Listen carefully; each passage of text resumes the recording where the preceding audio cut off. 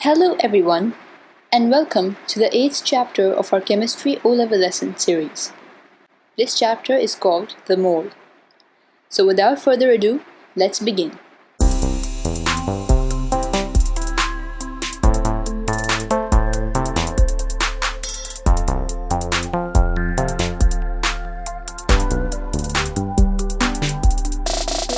So here we are on our 8th chapter of this Chemistry O-Level series, The Mole. Here we have the learning objectives of this chapter. So in this chapter you should be able to define a mole of a substance as an amount which contains the Avogadro number of particles, calculate reacting masses in chemical equations including of mass of product formed from limited amount reactant, and mass of reactants required to obtain a given mass of product. Calculate the volume of gases in chemical equations using the molar gas volume. This states that 1 mole of any gas occupies 24 dm³ at room temperature and pressure. Learn to calculate percentage purity and percentage yield. State that concentration of solution can be measured in mole dm³. And apply the concept of concentration of solution to solve simple problems from the result of volumetric experiments. Okay? So these were the learning objectives of this chapter. So let's start this chapter by first understanding what is a mole. So in biology, a mole is a small furry animal. But in chemistry, it has a very different meaning. A mole is a certain amount of substance, okay? That is what a mole is, a certain amount of substance. It is a general term to describe an amount of atoms, ions, or molecules, and it enables chemists to count these particles by weighing.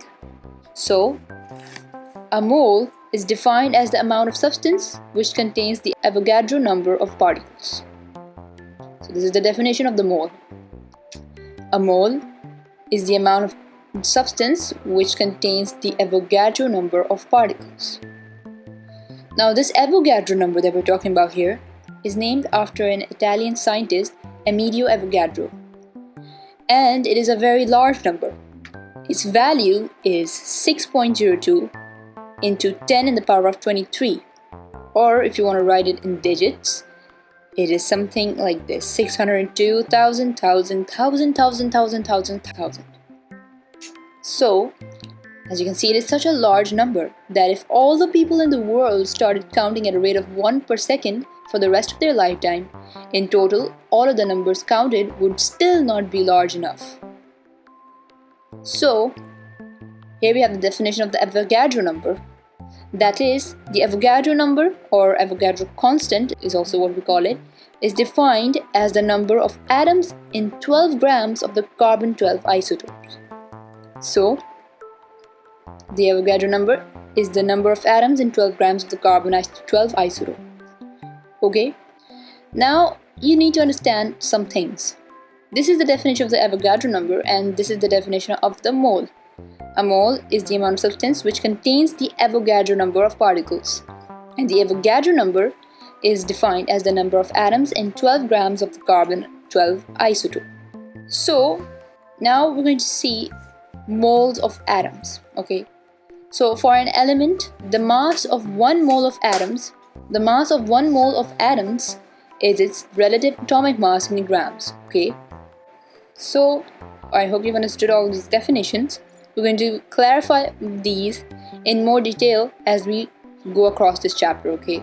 So listen, don't confuse this Avogadro number. It is, in this definition, it may seem that it is the number of atoms in 12 grams of only carbon-12 atom isotope, like 12 grams of the carbon-12 isotope, because 12 gram is the atomic mass of a carbon, right? If you weighed out 12 grams of carbon, this will contain the Avogadro number of carbon atoms, okay? But it isn't only for the carbon atom. In the same way, so would 23 grams of sodium, or 27 grams of aluminium, or 16 grams of oxygen, or 1 gram of hydrogen would contain the Avogadro number of their atoms. Like 27 grams of aluminium would contain the Avogadro number of aluminium atoms. Right now we're just taking carbon as a standard atom here to define the Avogadro number. So basically, every atom, like oxygen, its atomic mass is 16 grams. So the number of atoms in this 16 grams of oxygen is the Avogadro number. Aluminium's atomic mass is 27 grams. So in 27 grams of aluminium, there is the Avogadro number of atoms. So basically, in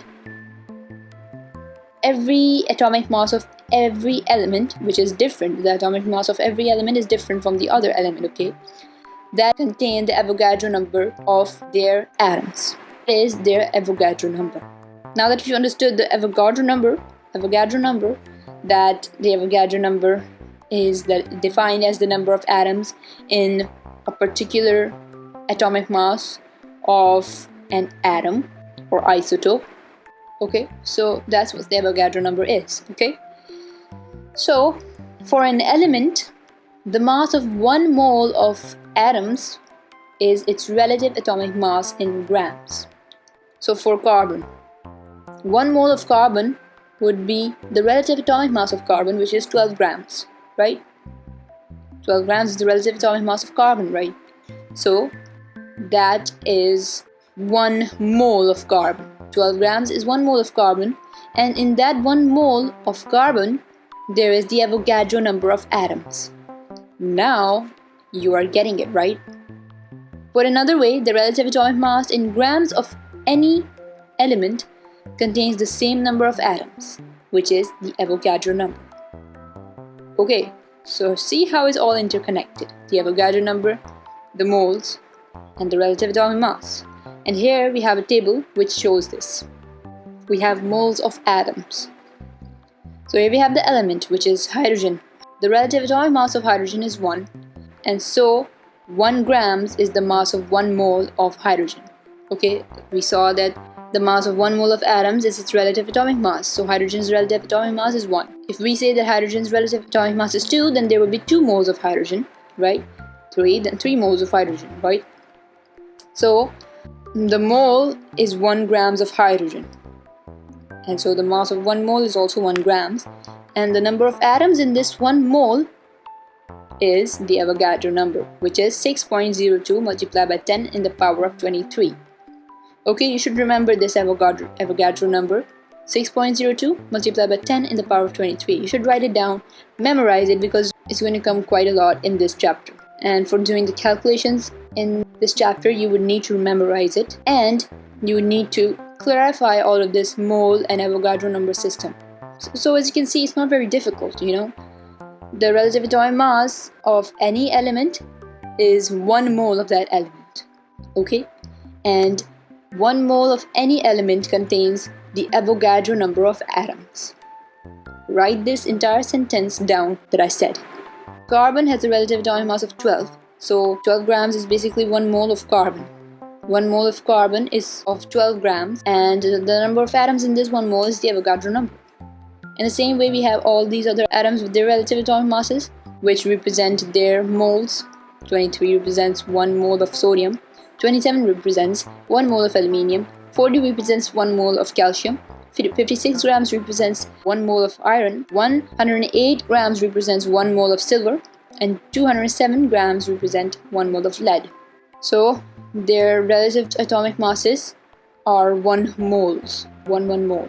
Yeah, so mass of 1 mole of any of the elements is the element's relative atomic mass. And this mole of any atom contains the Avogadro number of atoms. Okay, you might get confused by this atom stuff that I'm doing here. I should say elements, considering these are elements. And the number of atoms in 1 mole of these elements is the Avogadro number, okay? That is a much clearer way to speak. Now that we've understood what moles of atoms are, like the mass of 1 mole of atoms of an element is its relative atomic mass, so we're talking about atoms here right now. The moles of atoms, okay?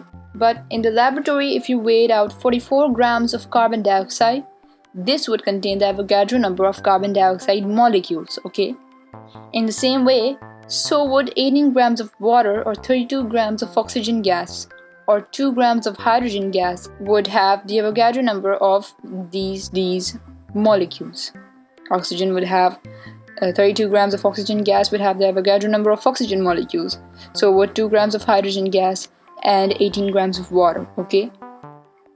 So accordingly, for a compound, the mass of 1 mole of molecules is its relative molecular mass in grams. Okay? Previously, we saw that for an element, the mass of 1 mole of atoms is its relative atomic mass in grams. But for a compound, the mass of 1 mole of molecules is its relative molecular mass in grams. Okay? So, put another way, the relative molecular mass in grams of any compound contains the same number of molecules, which is the Avogadro number. Okay? The Avogadro number being 6.02 multiplied by 10 in the power of 23. Okay? So 1 mole of molecules is its relative molecular mass in grams. So you can just imagine molecules instead of elements over here, and their relative molecular masses instead of the atomic masses, and then the mass of 1 mole of any of the compounds would be the relative molecular mass. Okay? So if the relative molecular mass of carbon dioxide molecules is 44 grams, then the mass of 1 mole would also be 44 grams. And the number of molecules in 1 mole would be 6.02 multiplied by 10 to the power 23, which is the Avogadro number. Okay, so just change the atoms over here to molecules, the relative atomic mass to relative molecular mass, and the elements into compounds. And then you get the moles of molecules, okay? So, for an element, the mass of 1 mole of atoms is its relative atomic mass in grams, and for a compound, the mass of 1 mole of molecules is its relative molecular mass in grams. Okay? Pretty simple, right? Now, the moles of atoms and moles of molecules have been cleared. We're going to see moles of gases, okay? So this is something different. We're not talking about moles of compounds, neither are we talking about moles of elements. We're talking about moles of gases. And so, gases are made up of particles. These are usually molecules, with the exception of the inert gases, which are composed of atoms, okay? So, because inert gases do not react, that's why they're not in the form of molecules. They don't bond. They are in the form of atoms. And the inert group in the periodic table all contains gases. So, leave those inert gases aside. Those are the exception. But the other gases, they are usually made up of molecules. Accordingly, as a mole contains the same number of particles, 1 mole of different gases would, under the same temperatures and pressure, occupy identical volumes. In fact, 1 mole of any gas at room temperature and pressure occupies a volume of 24,000 cm3. And this number is sometimes called the molar gas volume, as it contains the Avogadro number of particles. Okay, now, let's hang on a moment over here. This is gonna get real confusing because we're like connecting too many dots together. What we're saying here is that the gases, which are made up of particles, okay, these particles that they're made of are usually molecules. For a compound, the mass of 1 mole of molecules is its relative molecular mass in grams, right? Then, as a mole contains the same number of particles, that the number of molecules in 1 mole of a compound would be the same for any gas, which is the Avogadro number. So, because a mole contains the same number of particles for any gas, 1 mole of different gases would, under the same temperatures and pressure, occupy identical volumes. That's what I said, because the mass of 1 mole of a compound would contain the Avogadro number of molecules. And so, that is why 1 mole of any gas at room temperature and pressure occupies identical volumes. In fact, it occupies a volume of 24,000 cm3. Okay? Now, I hope you get the point. That 24,000 cm3 is the volume gases at room temperature and pressure. Remember, at room temperature and pressure, if these two things change, they would cause gas to change volume, because under high pressure, the volume of a gas becomes less, okay?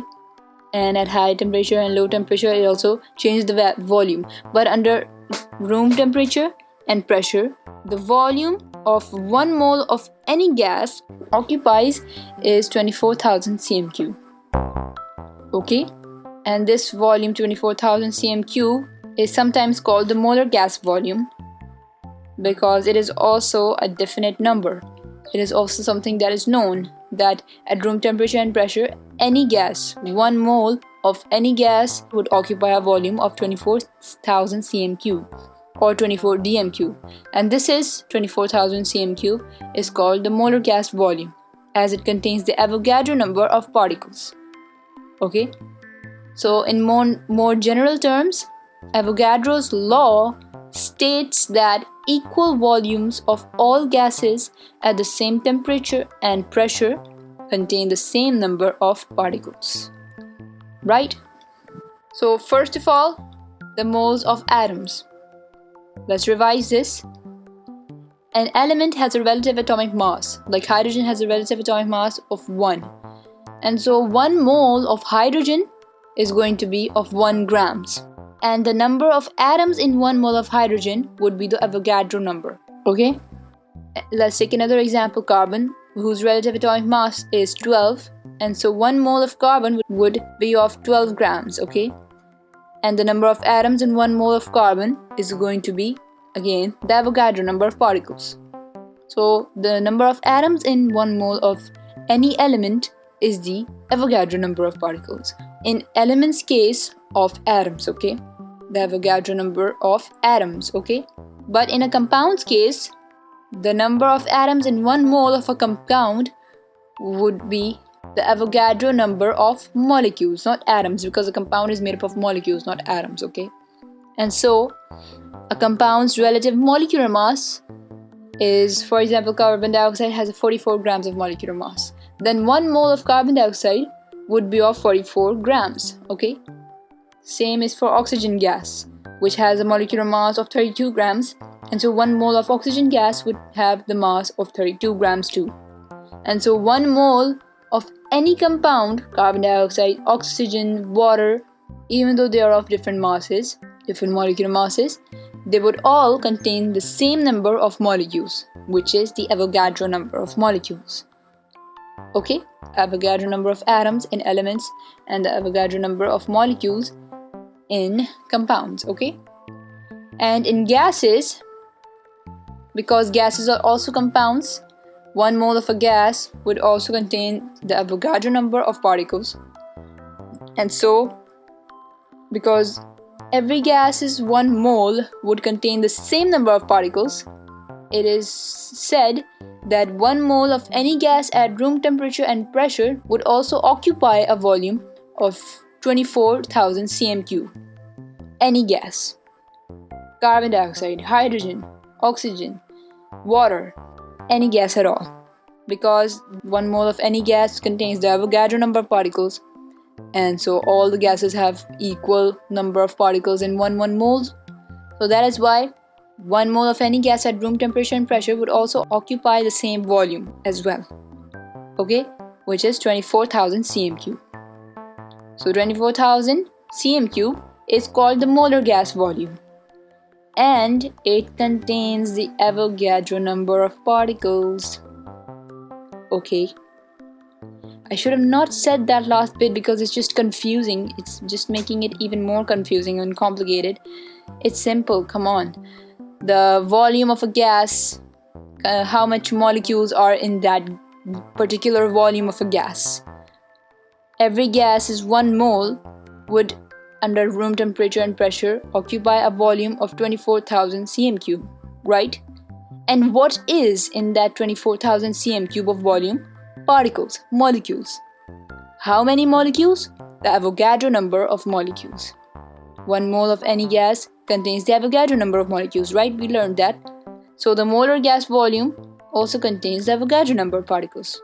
It's not so difficult to understand, guys.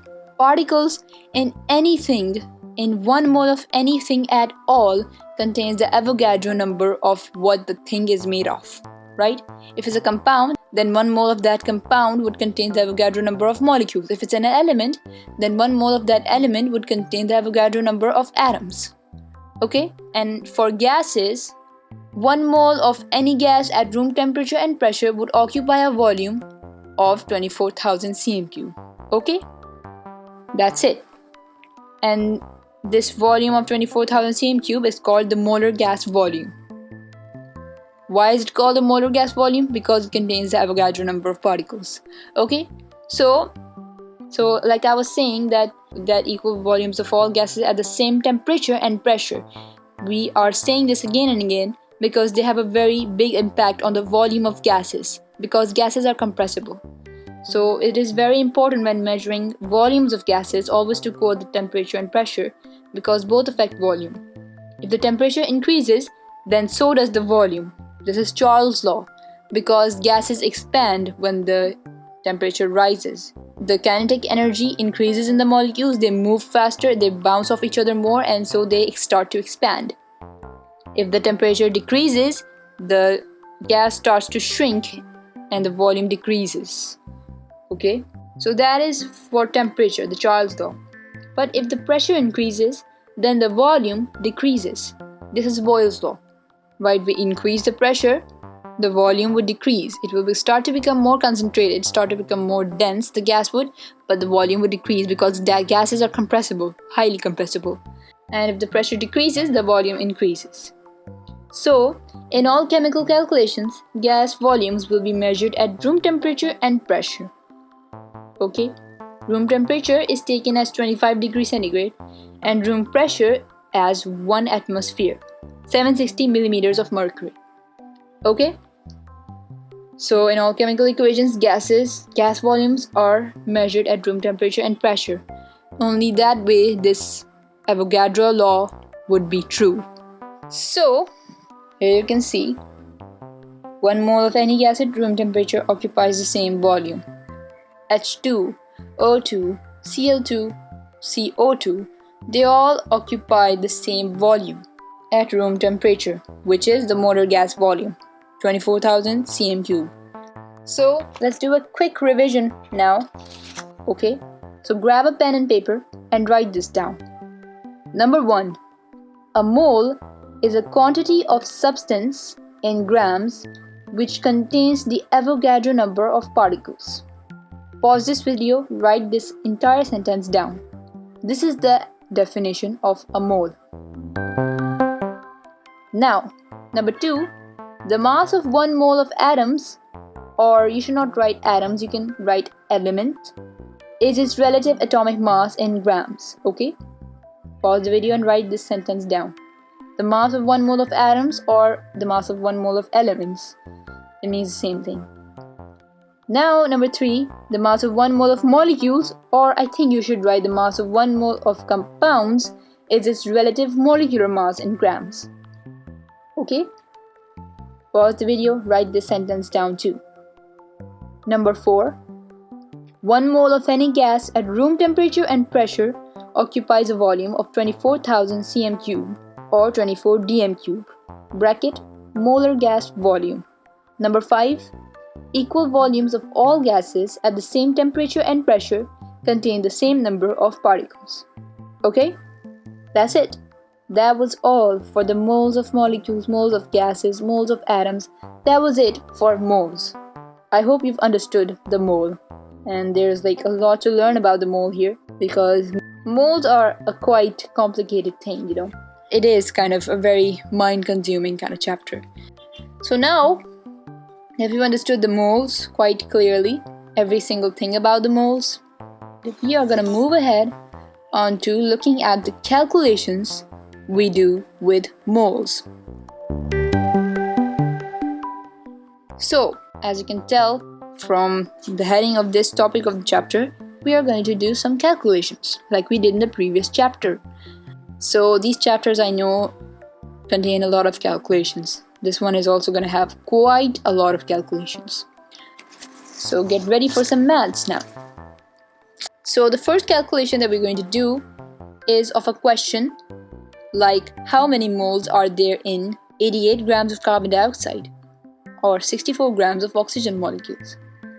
So to give the answer to such a question, that how many moles are there in this grams of this thing, what are we going to do? So the equation we use to solve such questions is this. Number of mole is equal to mass in grams divided by atomic or molecular mass of atom or molecule. Okay? Now you need to grab a pen and paper. You really need to. And you're going to write these equations down along with the questions, like to what question are you going to use such an equation. So whenever you're being asked how many moles are there in this grams of this thing, you need to remember this equation instantly. The number of mole is equal to mass in grams divided by atomic mass or molecular mass of an atom or molecule. So the first question here is that how many moles are there in 88 grams of carbon dioxide? So we have the atomic masses given here. The atomic mass of carbon is 12 and the atomic mass of oxygen is 16. Carbon dioxide is made of one carbon atom and two oxygen atoms, right? So to find out the molecular mass of carbon dioxide molecules, we do something like this. The relative atomic mass of carbon is 12 and the relative atomic mass of oxygen is 16, and because there are two atoms of oxygen in this, we will multiply the 16 with 2. We learned how to find the molecular mass in the previous chapter, so you should know this already. Multiply it and then we add the two masses together and we get 44. So the molecular mass of carbon dioxide molecules is 44. Now what they're asked us is that how many moles are there in 88 grams of carbon dioxide? So the first thing you need to do is find out the molecular mass of the carbon dioxide molecules, which is 44. We have done so. And to find out the moles in 88 grams of carbon dioxide, we would use this equation.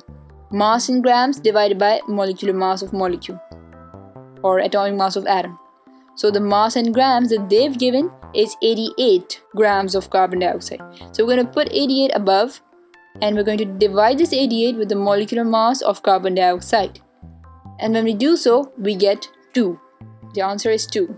So the number of moles in 88 grams of carbon dioxide is 2. Okay? That's a pretty good 2 there, considering the writing I have with a pencil. So this is how we find the moles in a given mass of a compound. Okay? Now the second question is something that you're going to do yourself. How many moles are there in 64 grams of oxygen molecules? Now you know what an oxygen molecule is made of, right? You should know it. Oxygen molecule. O, not only O, O2. That is the chemical formula of oxygen molecules. Now you're going to find the molecular mass of the oxygen molecules and you're going to do the entire equation yourself to find out how many moles there are in 64 grams of oxygen molecules.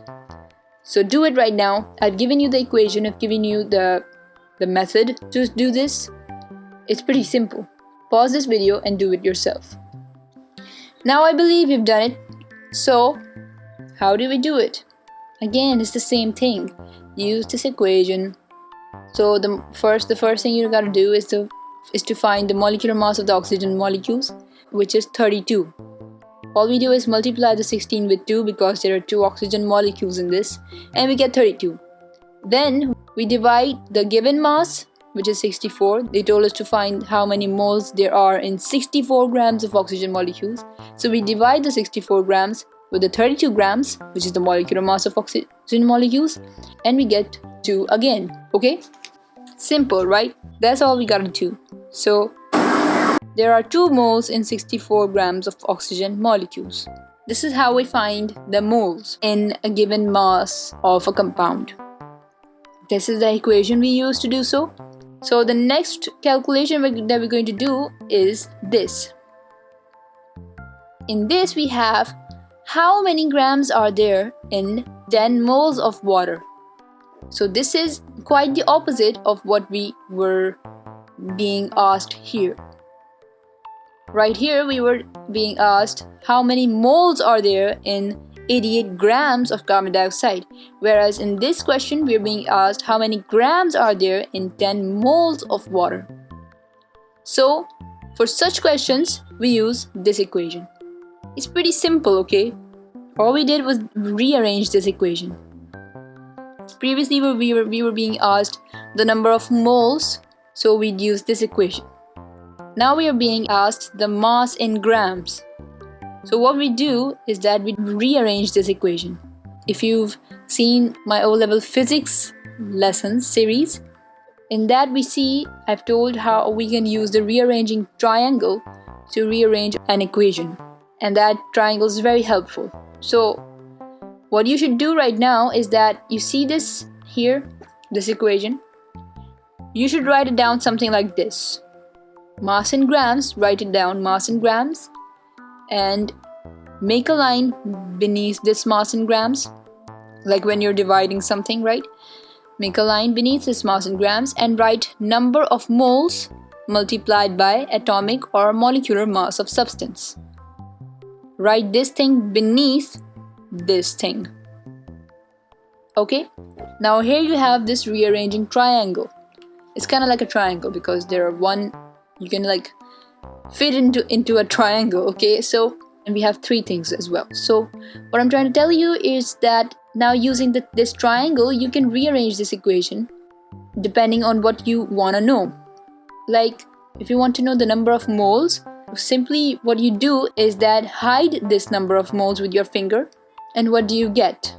Mass in grams dividing atomic or molecular mass of substance, right? We made the triangle. Okay, whenever you're finding the number of moles, you divide the mass in grams with the atomic or molecular mass of atoms or molecules. In the same way, if you want to know the mass in grams, you hide this mass in grams with your finger, and what you get is number of moles multiplying with atomic or molecular mass of substance. Okay? So whenever you want to find the mass in grams, you're going to multiply these two. And if you want to know the atomic or molecular mass of a substance, you simply hide this with your finger, and what you get is mass in grams divided by number of moles. So when you divide mass in grams with the number of moles, you will get the atomic or molecular mass of a substance. So this is a rearranging triangle that I'm talking about. It is the same equation but kept in different ways to find different things. Over here we were finding the number of moles, so we divided the mass with the atomic mass or molecular mass. Now in this example, we want to know how many grams there are in 10 moles of water. So what we would do is find the molecular mass of the water molecules, which is 18, and multiply 18 with 10 because there are 10 moles of water molecules. We want to know how many grams there are in 10 moles of water molecules. So we multiply the number of moles, which is 10, by the molecular mass of the substance, which is 18, and we get 180 grams. So this is all this. There are 180 grams in 10 moles of water. So this is how we find how many grams there are in this moles of this compound, okay, or this moles of this element.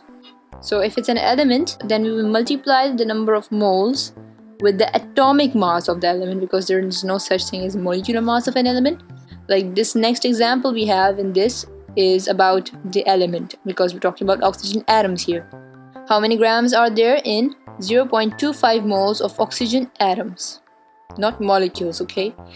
Now I want you to find out how many grams there are in 0.25 moles of oxygen atoms. Go ahead, here we have the atomic masses given of hydrogen and oxygen. You're going to do this one yourself. So now that we've done it, you needed to pause this video. Sorry, I didn't tell this before. This is how we do it. It's again the same thing, the same solution, the same equation we use. We have to multiply the number of moles by the atomic mass of the substance. So the molecular mass of oxygen atoms is 16. Sorry for this mistake. So this is not the molecular mass, actually, it's the atomic mass. 16. And what we do is that we multiply 0.25 with 16 and we get 4 grams. So there are 4 grams in 0.25 moles of oxygen atoms. Okay? So this was it for how to find how many grams there are in this moles of water or something, and how many moles there are in this grams of a substance. Okay? Now, the next type of calculation that we're going to do is this. So in this we have how many particles there are in 16 grams of oxygen molecules. So this time is quite different than the other ones, and in this one we would use a different type of equation. So they're asking how many particles there are in 16 grams of oxygen molecules. They're given the example in grams, and they're asking us how many particles there are in this grams of oxygen molecule. So we're going to take the oxygen molecules as an example, and here we have the equation that we're going to use for this. The equation is something like this. Write it down in your notebook. Number of particles is equal to number of moles into Avogadro number. Now you can use this again to form the rearranging triangle, because this equation can be used to find the number of moles as well as the Avogadro number. Okay, you already know the Avogadro number, but it can be used to find the number of moles using number of particles and Avogadro number. So make the rearranging triangle is very simple. The two things that are being multiplied would be at the bottom, and the thing that the two things make after being multiplied is going to go above and be divided with the two things. So that's the rearranging triangle. And whenever you want to know something, you just simply hide that thing, and you'll see what you have to do with the other two, whether you have to divide them or multiply them. So to find the number of particles, we multiply the number of moles by the Avogadro number, as you can see here. So they're asking us how many particles there are in 16 grams of oxygen molecules. So the molecular mass of oxygen atoms, sorry, I had to write molecules over here, not atoms, sorry for the mistake. So the molecular mass of oxygen molecules is going to be 32, because there are 2 oxygen atoms in this. So we multiply 16 by 2 and we get 32. So we've got the molecular mass of this, and we have to find the number of moles of oxygen molecules. And to do so, we will use the previous equation we did. That is, we're going to divide the mass with the molecular mass. So what we did is that we divided the 16 by 32. Now don't confuse this 16 by the oxygen's atomic mass. What this 16 is representing here at this moment is 16 grams of oxygen molecules given, okay? They're asking us how many particles there are in 16 grams of oxygen molecules. So that's what we're doing. We're dividing this 16 by the oxygen's molecular mass. Don't confuse the 16 with the oxygen's atomic mass, okay? It is not the atomic mass. Right now it is representing the mass of oxygen molecules. So then we get 0.5 moles, okay? Then we multiply this 0.5 by the Avogadro number, which in this case we're going to write 6 only, otherwise it is 6.02, but that 02 is almost negligible, so we cut out that 02 and we just write 6 multiplied by 10 in the power of 23. And what we get is 3 multiplied by 10 in the power of 23 molecules. So what we simply did is that we multiplied the 0.5 by the 6, and we didn't involve this 10 in the power of 23 at all, okay? We're going to keep it the same. We're just going to multiply these two figures, the figure with a 6, okay? And we just change this figure into 3 into 10 in the power of 23, because we can't do this, you know, we can't multiply with 10 in the power of 23, because then we will get a very big number. So to keep it simple, we just multiply with a 6 over here. So this is how we take out how many particles there are in an amount of molecules or atoms. So we write it something like this: 3 into 10 in the power of 23 molecules, okay? Not moles, not anything else, molecules, because we're talking about particles here. Okay, now that I've told you how to solve such questions, we're going to use this equation, and you've written down this equation, you know the method how to do it. So this second question is going to be solved by you, okay? How many particles are there in 11 grams of carbon dioxide molecules? So go ahead, pause this video and solve this question, and I'm going to tell you the answer after you do it. Now, here we are back again. Here I have the atomic masses and the Avogadro number written down here. So to do this one, we do the same thing as I told before. We find the molecular mass of carbon dioxide molecules, which is 44. You know how we do it. I'm not going to tell you again and again. Then to find the number of moles of carbon dioxide molecules, we divide the 11 by 44. We divide the mass given of the carbon dioxide molecules with its molecular mass. The mass given was 11 grams, so we divided 11 by 44 and we got 0.25 moles. So now that we have the moles, we're simply going to multiply these moles with the Avogadro number. So 0.25 multiplied by 6 into 10 in the power of 23. And you don't have to get into all that, just multiply 0.25 by 6. So this is how we do this, how we can find the particles in an amount of molecules or atoms, okay? This is the equation we use for this. Keep writing these equations down, as you would not be able to remember them after watching this video. Either you would have to watch this video again, or you would have to write it down like I'm saying. So it's better to write it down right now and write down the method of finding the answer as well of each of the examples I'm showing here. So now let's move ahead on to another example. Yes, we're not over with the examples yet. 3 more examples left. Yes, that's right. There are like a lot of examples, a lot of questions that we're going to do here. So that means there's a lot of different equations that you got to learn. So here we have on this example, this is about the volume of gases that we learned, the molar gas volume, and how we can find that. So what volume at room temperature and pressure would the following gases occupy? Firstly, we have 2 moles of oxygen gas, and then we have 0.1 mole of hydrogen gas.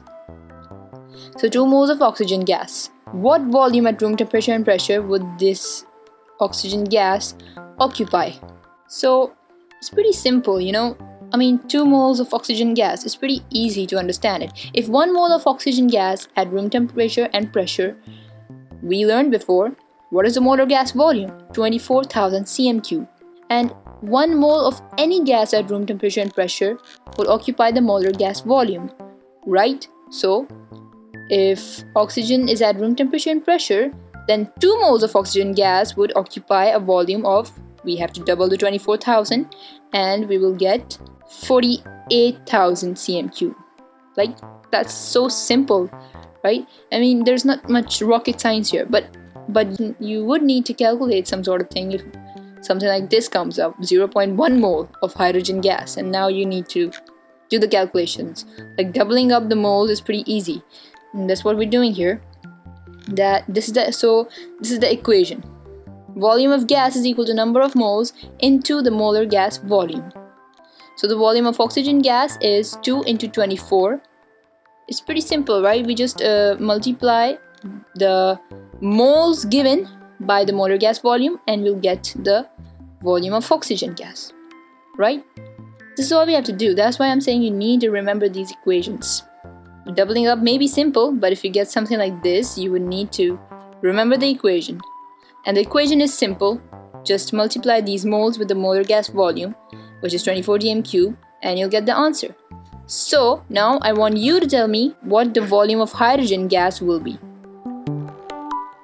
0.1 mole of hydrogen gas. So this is what we get. 0.1 multiplied by 24 and we get 2.4 dm3. It's simple. Just take out your calculator, multiply, and you get the answer. So, finding the volume of gas is so simple, right? You just have to multiply the number of moles with the molar gas volume. And if you want to know any of these, you can convert into the rearranging triangle thing that I told you about. And then you would be able to find out the number of moles by the volume gas and molar gas volume if they're given. You can find the molar gas volume, which you don't really need to because you already know it. So you can find the number of moles in such situations or the volume of gas as well. I hope you remember how we made the rearranging triangle. I'm not going to tell again. And so this is how we do it. Now here we have another example. This is also the same thing as previously. We have to find the volume of gas. Now in this case, we have the gases given in grams. We have the masses of the gas, not the moles, right? Previously we had the moles. And so to find the moles, we used this equation. But this time we have been given masses of gases. What volume at room temperature would the following gases occupy? 8 grams of hydrogen gas and 32 grams of methane gas. So, to find this out, you will need to use this equation. Volume of gas is equal to mass of gas divided by molecular mass of gas multiplied by molar gas volume. Okay. So if you look at it and you just try to understand it, it's not that difficult as well. Just need the mass of gas, the given mass, which is like for hydrogen it is 8 grams, okay, and the molecular mass of the gas. So hydrogen's molecular mass is 2, of course. You know how to find the molecular mass as well. So any gas given, you can find it yourself. We have 2, the molecular mass, and so we simply divide 8 by 2 and then multiply by 24, the molar gas volume, and we get 96 dm³. So yes, we write it down in dm³ because we're multiplying with the 24 dm³ molar gas volume. If we're multiplying with 24,000, then it's going to be 96,000 cm³. Okay, so the molar gas volume is 24,000 cm³ or 24 dm³. Okay, this is a different equation for the given mass of a gas. If the gas is given in masses, not in moles. Here we have for the methane gas. So here we know how to find the molecular mass of the gas, CH4. 12 plus 4 multiplied by 1 and we get 4 again, so 16. 16 is the molecular mass of the methane gas. So we divide 32 by 16. 32 is the given mass of methane. What volume of 32 grams of methane gas would occupy? So we divide 32 by 16 and multiply by 24 and we get 48 dm³. Again, pretty simple. But yes, you should write these equations down. So I mean, there are like so many equations that I've told you in this chapter. And remembering all of them would be a difficult task, but once you do, you'll get used to it. And you'll start to understand whenever you get the question, what does the question give you? Like, what are the things that the question asks you to give and what it is giving itself? And through that, you will be able to work out what equation is going to be suitable for that particular question. Okay, now we're going to go over to our last example, which is this one. Now in this, we are being asked what mass in grams would the following volumes of gases at room temperature occupy? Okay, so we are given the gases and volumes. We are given the volumes of gases and we have to answer what mass in grams these volumes of gases occupy. So again, we've given the atomic masses over here and the molar gas volume, which is 24 dm³. And to do this sort of question, to give masses in grams, you need to use this equation. We have every single equation ready for every single question. So the mass in grams is equal to volume of gas divided by the molar gas volume multiplied by the molecular mass of gas. Okay, so there's not much rocket science here. You just have to divide and multiply. Take a calculator and it won't take any time. So what we do is that the molecular mass of carbon dioxide is 44 grams. So the mass of carbon dioxide is going to be equal to the volume of gas given, okay? The volume of gas given is 4 dm³ of carbon dioxide. So we divide 4 by 24, which is the molar gas volume, and then multiply by the molecular mass of the gas, which is 44. And after doing all this, we get 7.33 grams. The same thing we're going to do with the nitrogen gas. The molecular mass, we found it is 28 grams. We divide 3 by 24. 3 is the given volume of nitrogen in the question. We divide it by 24, the molar gas volume, multiplied by 28, the molecular mass of nitrogen, and we get 3.5 grams. So, this is it. This is how we do it. And it's quite simple, right? It's like so simple. If it was one equation that you had to remember, it would be like a piece of cake. But there are like billions of such equations that are quite similar to each other, but different.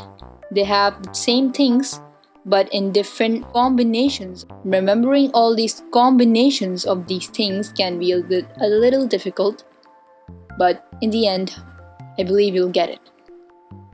So, I hope you've understood this. Here, I'm going to give you a summary of the equations that we've learned, starting with the first one, which is when we want to find the number of moles in a given mass of molecule or atoms. How many moles are there in this grams of this compound or element? So for this we use this equation: number of mole is equal to mass in grams divided by atomic or molecular mass of atom or molecule. Okay. Then we have how many grams are there in 10 moles of water. How many grams are there in this moles of this compound or element? And for this you simply just rearrange this equation and make it something like this: mass in grams is equal to number of moles into the atomic or molecular mass of substance. Okay. Then we have a question like how many particles are there in 16 grams of oxygen molecules, or in this grams of this molecules and this atoms. And for this we have this equation, which is number of particles is equal to number of moles into Avogadro number. Now all of these are quite different from each other. Like for finding the number of particles you need the Avogadro number, and you don't need the Avogadro number in order to find the mass in grams or the number of moles, right? So you'd be able to understand it, you'd be able to remember what thing is related to what thing. Avogadro number is related to particles, so to find the number of particles you will need the Avogadro number. So this is the equation for finding particles. Then we have a question like what volume at room temperature and pressure would such gases occupy? Would this mole of this gas occupy? And for this we have volume of gas is equal to number of moles into molar gas volume. Now that we are on the volume of gas, like the volume of gas subject, the equation would certainly involve the molar gas volume. Then we have a question like what volume this gram of this gas occupy? Now we have the gases given in grams, not in moles, and for that we use this equation. Simple, we just replace the number of moles with mass of gas divided by molecular mass of gas. Okay, there's not much rocket science here that we have to do. Then we have a question like what mass in grams would the following volumes of gases occupy? And this is simply the opposite of what we were doing before.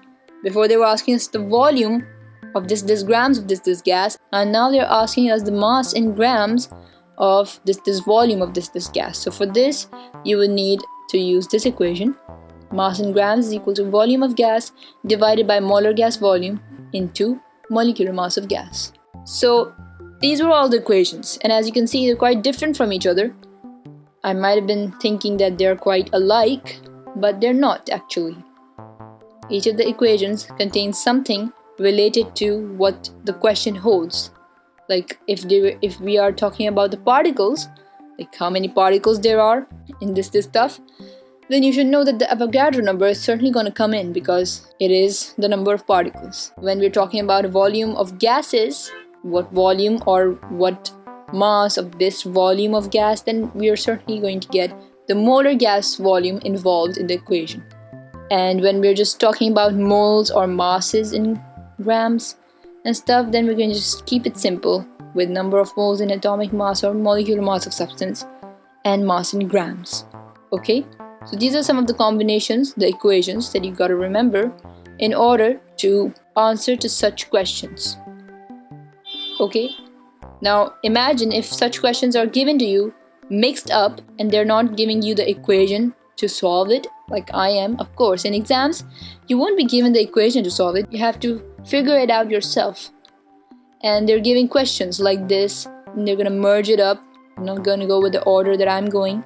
They might give you a volume question and then suddenly they're gonna give you a particle question, or they're just gonna give you a mole question like number of moles, what is the number of moles. So to give the answers correctly, you need to memorize what equation is for what question and how these equations are made. What are these equations? What do we need for the equation? Mass in grams, atomic mass, Avogadro number, moles, number of particles, or whatever. So in short, you need to memorize the equations. Okay? So I hope you've understood all the equations. Now we've completed all of these equations, but we still have quite a lot to learn in this chapter. So now we are going to move ahead into the empirical formulae. This is something that I've taught in the previous chapter too. You know how to find the empirical formulae. The empirical formulae is basically the ratio of elements.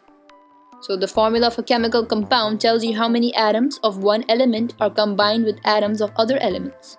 For example, one water molecule, H2O, has 2 atoms of hydrogen combined with 1 atom of oxygen. So if we use moles, then 1 mole of water molecules has 2 moles of hydrogen atoms combined with 1 mole of oxygen atoms, right? Because 1 mole of any element represents its atomic mass, okay? So we can use the number of moles present to calculate the empirical formula. So here we have an example. 0.5 grams of hydrogen was found to combine with 4.0 grams of oxygen to form water. What is its empirical formula? Now, this is what we're going to learn how to find the empirical formula using moles. So the first thing that you need to do is divide mass by atomic mass. So the mass given has to be divided by the atomic mass of the element that we're talking about. So 0.5 is going to get divided by 1 because that's the relative atomic mass of hydrogen, and 4.0 grams is going to get divided by 16 because that's the relative atomic mass of oxygen. And what we get is 0.50 for hydrogen and 0.25 for oxygen. These are the number of moles. Then we have to find the simplest ratio. Now we have to find which of the answers that we get is the smallest number. So we will not always be talking about the water molecule, right? We can have a molecule like sulfuric acid that contains lots of elements, right? And so 3 elements only. So after doing all this stuff, you need to pick out the number which is the smallest. So after doing this division, we get the number of moles. Now we have to find the smallest number of moles, and in the water's case we have 0.25, the smallest number. And so what we're going to do is that we are going to divide the number of moles of all the other elements with this smallest number, including the number itself, because it's also a number of moles of the element. So for water's case, we divide 0.50 by 0.25, the smallest number, and 0.25 by 0.25 as well. And the answers are 2 and 1. The empirical formula. This is the simplest ratio, 2, 1. And as you can see, it is the same as the chemical formula, H2O, 2 by 1. But the two mean quite different things. Don't confuse empirical formulas by chemical formulas. Chemical formulas are the number of atoms in a chemical compound, whereas the empirical formula is the simplest ratio of different elements in a compound. The simplest ratio. Okay, so this was it for the empirical formula, how we find the empirical formula using the number of moles present. So now we're going to move ahead on to understanding calculations from equations. This is going to be quite different from what we have been learning before, because in this we have equations, okay? So calculations from equations. Balanced chemical equations can be used to calculate the amount of reactants and products. Consider the example of hydrogen burning in air, which is oxygen, to form water. So the word equation of this reaction would be hydrogen plus oxygen is water. The chemical equation would be 2H2 plus O2 is 2H2O. And using atomic or molecular mass, it's something like this. 2, which is the number of hydrogen atoms, multiplied by 1 multiplied by 2, because we have the hydrogen molecule or ion here. The hydrogen ion here, so we have 2 into 1 and we get 4. While for oxygen we have 2 multiplied by 16 because there are 2 oxygen atoms here. So it's like an ion, oxygen ion, we get 32. And in the end, the water is made up of 2 plus 16 multiplied by 2 because there are 2 H2O molecules, and we get 36. And so when we convert this stuff into grams, we get 4 grams, 32 grams, and 36 grams. Okay? So this means that 4 grams of hydrogen requires 32 grams of oxygen and forms 36 grams of steam. So notice that the total mass of the reactants always equals the total mass of products. It has to be balanced. So as long as we keep the ratio of reactants and products the same, we can calculate other masses. So for example, let's calculate the mass of water produced when 0.1 grams of hydrogen burns in excess oxygen. So we have 2H2 plus O2 and we get 2H2O. Of course, for this type of oxygen molecule, we need two hydrogen ions, and then we get 2H2O in the liquid form. So we have 4 grams of hydrogen at this moment, and it becomes 36 grams of water. Okay, so 4 grams makes 36 grams of water. Now, how much would 1 gram of hydrogen make? So what we simply do is that we divide the 36 grams by the 4 hydrogen grams, and we get 9 grams. So if 1 grams of hydrogen can make 9 grams, then 0.1 gram can make 9 multiplied by 0.1, 0.9 grams water. So when we divided 36 by 4, we got a small number which is 9 grams. So 1 gram can make 9 grams, and to find out how much 0.1 grams could make, we multiplied 9 by 0.1. And we got 0.9 grams of water. So this is how we can calculate from equations, like calculate the mass of water produced when 0.5 grams of hydrogen burns in excess oxygen. So we need an equation here for this. And so we use this equation to find out how much 0.1 grams of hydrogen can produce. How much water can it produce? So this is what calculating from equation means. Basically, we're using the atomic masses and molecular masses. Like the word equation for this was this, and then the chemical equation was this. And when we talk about the atomic and molecular masses, it becomes something like this, that 4 grams of hydrogen and 32 grams of oxygen react to form 36 grams of water. Okay, so then we use these grams to calculate the mass of water produced when a given amount of hydrogen burns in excess oxygen. And in this case, the given amount was 0.1 grams. And this is how we do it. First of all, we divide the product's molecular mass with the element's molecular mass. The element which is given, like the 0.1 grams of hydrogen, we divide it, the molecular mass, with its molecular mass in this reaction, and the answer that we get gets multiplied with the amount of hydrogen given, and then we get the amount we want, 0.9 grams water. Okay, so this is calculations from equations. Now we're going to move ahead on to looking at moles and equations. So stoichiometry is the study of the quantitative composition and quantitative changes that occur in chemical reactions. Okay, such knowledge is important when predicting yields of chemical products. Consider a rocket manufacturer uses liquid hydrogen as fuel. So you may have to determine how much fuel is necessary for a particular flight. So when hydrogen burns in oxygen, it forms water, right? The balanced chemical equation represents the number of molecules involved. 2 hydrogen molecules and only 1 oxygen molecule makes the H2O. So for example, 2 hydrogen molecules react with 1 oxygen molecule to form 2 molecules of steam. If we use moles, then 2 moles of hydrogen gas react with 1 mole of oxygen gas to form 2 moles of steam. So a balanced chemical equation shows the stoichiometric ratio, and this gives the exact amount of reactant and product. So the study of quantitative composition of chemical substances and quantitative changes that occur in chemical reactions. Now we're going to learn to calculate mass of product formed from a limited amount of reactant. Okay, so how much water would be produced if 10 grams of hydrogen were burned in air? So here we have the equation: oxygen, hydrogen, oxygen, and water. 2 moles, 1 mole, 2 moles. So 1 mole of hydrogen is 2 grams. So 10 grams would make 5 moles of hydrogen, right?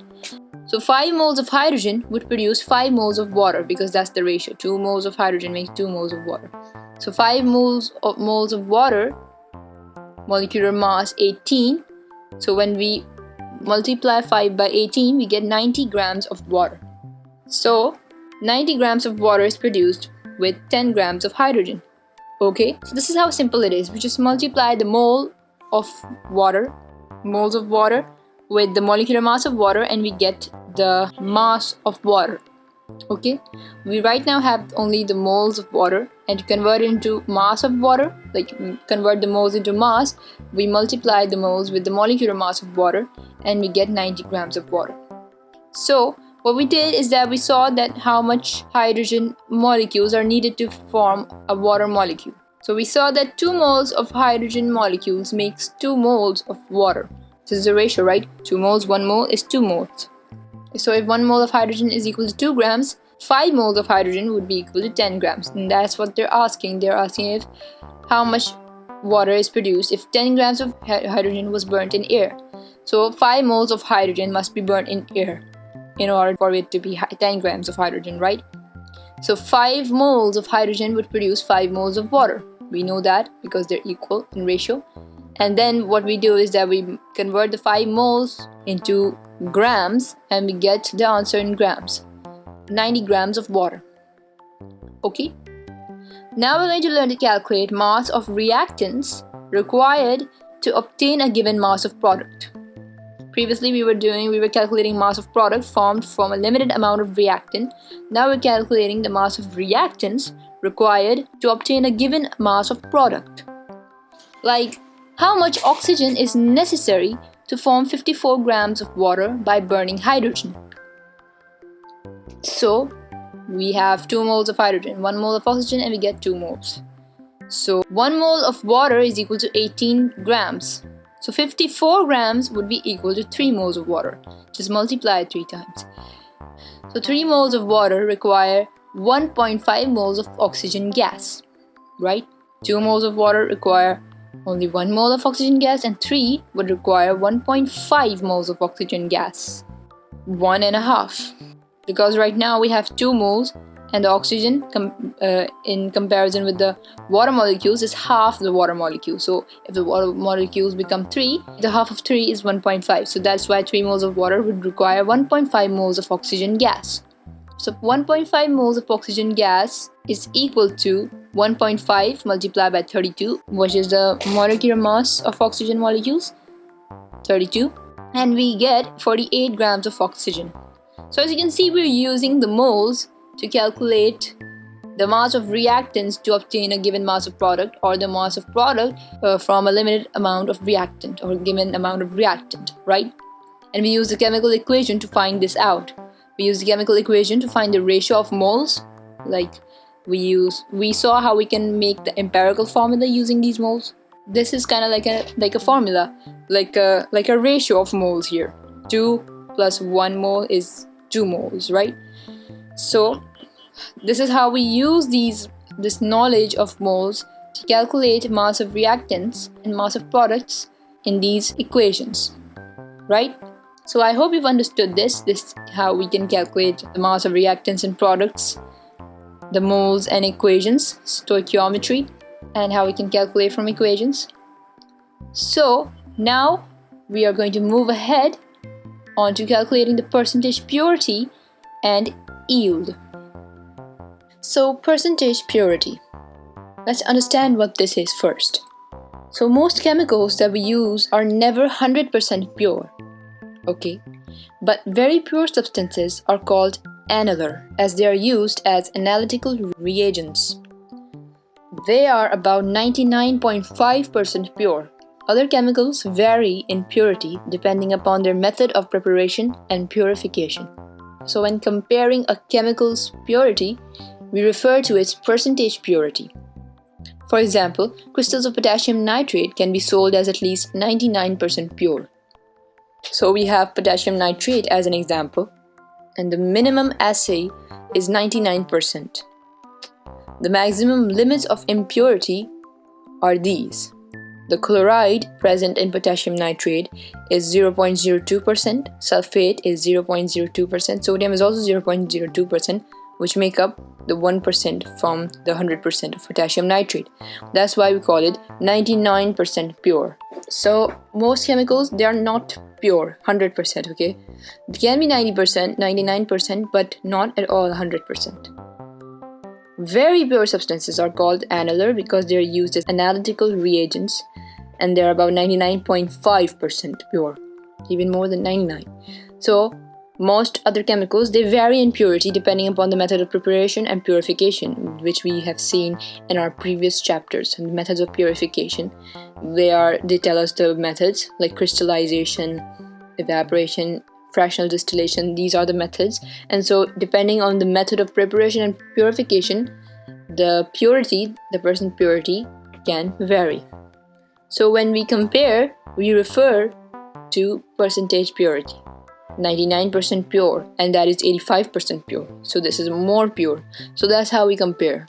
Okay, so this is percentage purity, that 1% in potassium nitrate is impure, made of these elements here. So this was percentage purity.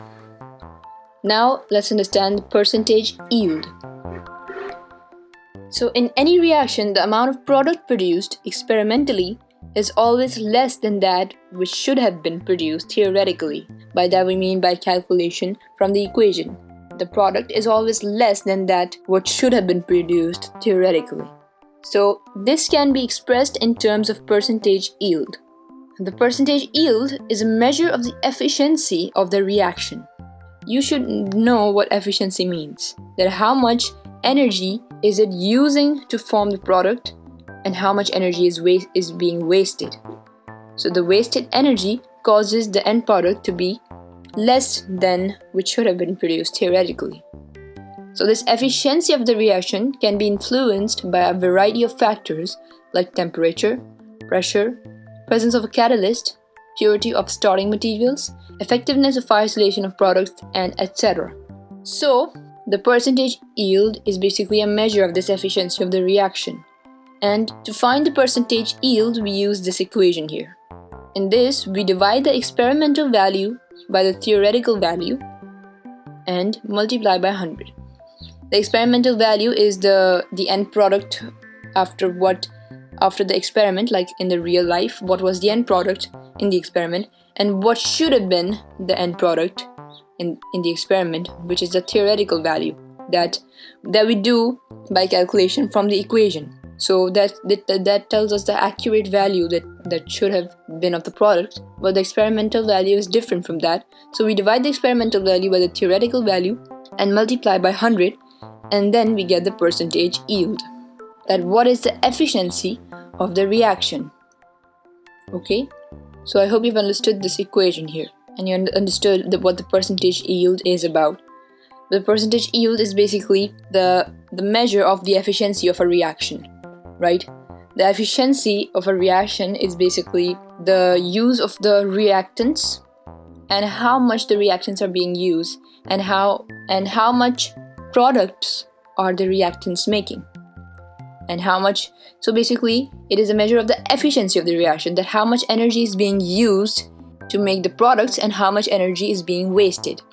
So if one reaction's energy is being wasted more than another reaction, then we will say that the other reaction is more efficient because it is losing less energy, and because we say that it is using more energy to make the products rather than lose it. So that is basically the efficiency, how much energy is being used up to make the product and how much is being wasted. And this wasted energy can be in the form of heat and many other things. So the percentage yield is a measure of this efficiency of the reaction, and we find it by dividing the experimental value by the theoretical value and multiplying by 100. So now I want you to calculate the percentage yield if on heating 50 grams of limestone, 25 grams of lime were obtained.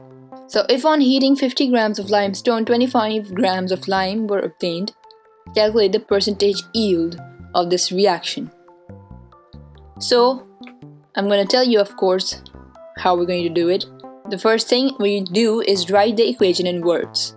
Calcium carbonate, this is the limestone, CaCO3, becomes calcium oxide and carbon dioxide.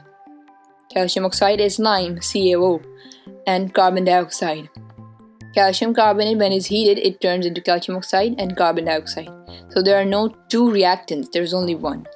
So then we find out the molecular masses of these compounds, and we get that the molecular mass of calcium carbonate is 100, of calcium oxide is 56, and carbon dioxide it is 44. So as you can see, the product's molecular masses join up to form 100, which is the reactant's molecular mass. So 1 mole of calcium carbonate produces 1 mole of calcium oxide and 1 mole of carbon dioxide. Because we only have one molecule of these compounds, they are said to be of 1 mole. Okay, so 100 grams of calcium carbonate, which is 1 mole because 100 grams is the molecular mass of calcium carbonate, produce 56 grams of calcium oxide, 1 mole of calcium oxide. So if 100 grams of CaCO3 produce 56 grams of CaO, then how much would 50 grams produce? 50 grams, which is 0.5 mole of calcium carbonate, would produce 28 grams of CaO. Of course, we just half this mole down because we know that 1 mole of calcium carbonate makes 1 mole of calcium oxide. Then if we use 0.5 moles of calcium carbonate, then it would produce 0.5 moles of calcium oxide. It's pretty simple, right? So we halfen the molecular mass of calcium oxide and we get 28 grams of CaO. So the theoretical value, the value we do by the equation, is going to be 28 grams of CaO, right? But the experimental value, the value of CaO that we get after the actual experiment, that is 21 grams of CaO, not 28. Of course, there is some loss of heat and some wasted energy. That is why the experimental value is always less than the theoretical value. So, what we do to find the percentage yield of this reaction is we divide the experimental value by the theoretical value and multiply by 100. And that's what we do. Dividing 21 by 28, multiplying by 100, and we get 75%. So we say that the percentage yield of this reaction is 75%. So the efficiency of this reaction is 75%, right? As you can see, the theoretical value was 28 grams and the experimental value is 21 grams. So there's like, as you can see, 7 grams difference. There's a 7 grams difference in both the values. So that is why it is 75 grams. If the experimental value had come out to be 27 grams, then the percentage yield certainly would have been 99%. But this is how we find the percentage yield, that this reaction's efficiency is 75%. So now, I hope you've understood the percentage yield. It's not some rocket science, it's just what efficiency a reaction has. And we use the moles to help us calculate the equations faster. 1 mole can produce 1 mole of this. So half calcium carbonate, because its molecular mass is 100, so they're asking us if 50 grams of limestone is heated. So we basically half in 1 mole of calcium carbonate. So if 1 mole of calcium carbonate makes 1 mole of calcium oxide, then half moles of calcium carbonate would make half moles of calcium oxide. That is the ratio, right? So then we half in the molecular mass of calcium oxide down as well, and we get 28 grams. The theoretical value is 28 grams. The accurate value, this is the accurate value that we should obtain when we do the experiment. This is found by the equation. But when we do the experiment, this is not the actual value that comes out. The value that comes out is always less than the theoretical value because of, in simple words, efficiency of the reaction. How efficient is the reaction? How much energy is it not wasting? So, the efficiency then we find of the reaction is 75%. That 75% of the energy is being used to make the product, and the other 35% is wasted. It's the efficiency of this reaction. It is 75% efficient. Okay? So, this was percentage yield. I hope you've understood the percentage yield and the percentage purity. So, the percentage yield is different from the percentage purity. The percentage purity basically represents the purity, not the efficiency. The efficiency and purity are quite different. Purity is basically how pure is this product. Is it mixed with some other products? If it is, then it is impure.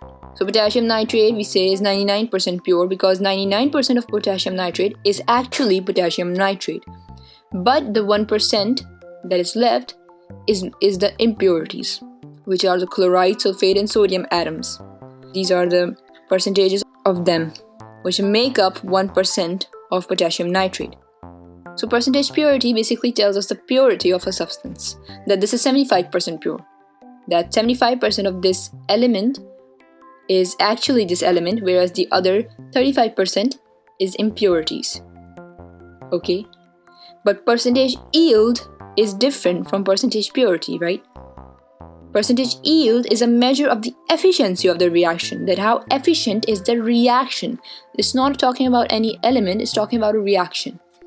That how much energy is being wasted and how much is it being used up in this specific reaction. So what is the percentage yield of the reaction? 75%. This means that 35% of the energy that was used in this reaction is wasted and only 75% was used up to form the product. So we say that the efficiency of the reaction is 75%. Okay? So don't confuse percentage purity by percentage yield. They are two very different things. So now that we've understood how to find the percentage yield, we are going to move ahead onto moles and solution.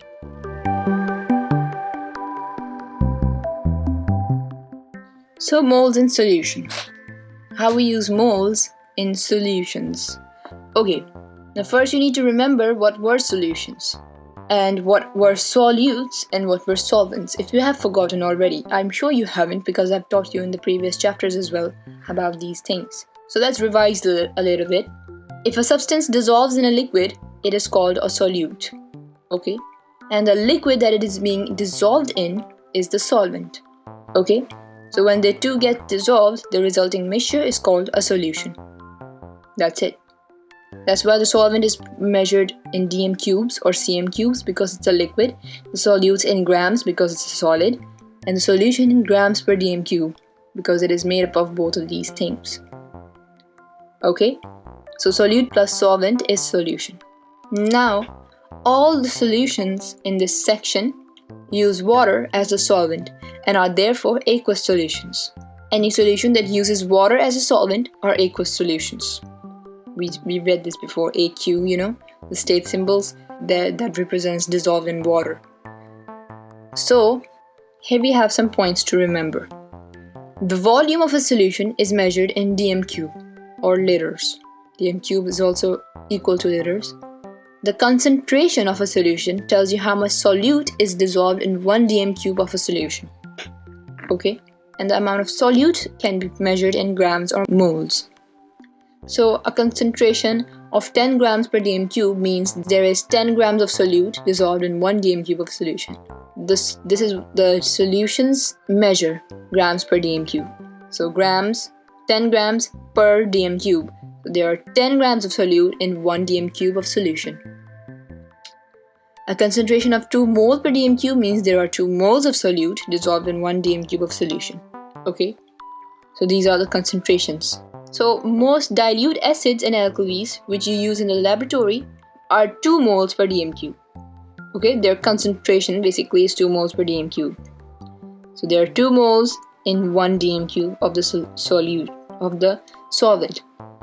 This is what we're talking about, the dilute acids. These are the dilute acids and alkalis that we use in the laboratory. They are 2 moles per dm cube, but the concentrated acids and alkali are about 10 moles per dm cube. That is, 10 moles of solute is present in 1 dm cube of solvent. Okay? So the way we find the concentration is this. Concentration is equal to concentration into mass of 1 mole of solute. Now these two concentrations are quite different. We're basically converting the mole per dm cube concentration into the gram per dm cube concentration. And to do that, we multiply this mole per dm cube concentration by the mass of 1 mole of the solute that is in the solution, right? So the mass of 1 mole of solute multiplied by the concentration of the solution, and we get the concentration in grams per dm³. So consider the dissolving sodium hydroxide NaOH, which has a molecular mass of 40. So 1 mole of NaOH would be equal to 40 grams in water H2O. So 1 mole 40 grams in 1000 cm3, which is equal to 1 dm³, would be equal to 1 mole dm³. This is the concentration. This is basically the solution, 1 mole per dm³. And this is in simple words the definition of concentration, as you can see. Mole plus dm³, and we get 1 mole per dm³. So if we double the amount of sodium hydroxide, we do it 2 moles, and that would make 80 grams of sodium hydroxide, and we dissolve it in 1 dm³ of water. We keep the water's volume the same, 1000 cm3, 1 dm³. But we double the amount of solute, then the concentration would increase. It will become 2 mole per dm³. Okay? If we had doubled the volume of the solvent as well, like we had made it 2000 cm3, then the concentration would have remained the same, 1 mole per dm³, because it is the same. The solute in 1 dm³ of water would have been 1 mole, right? Because we doubled the water as well. But in this case, we keep the volume of solvent the same, or we double the amount of solute. Then the concentration increases. But if we half the amount of solute in the same volume of solvent, then the concentration would decrease. It would decrease from 1 mole because we are now using 1.5 moles of solute, 20 grams in 1000 cm3, and so there are 1.5 moles of solute in 1 dm³ of water. So the concentration decreased. Previously it was 1 mole in 1 dm³ of water. When we doubled the amount, the concentration increased to 1 mole in 1 dm³ of water. But if we keep the amount of solute the same, but half the volume of the solvent, it will again become twice as concentrated, because then it will be 2 moles per dm³. Because we've half the amount of solvent. So there are 2 moles of solute in 1 dm³ of the solvent. It is equal to doubling up the amount of solute and keeping the same volume of solvent, or keeping the same amount of solute but half the volume of solvent. So they both increase the concentration.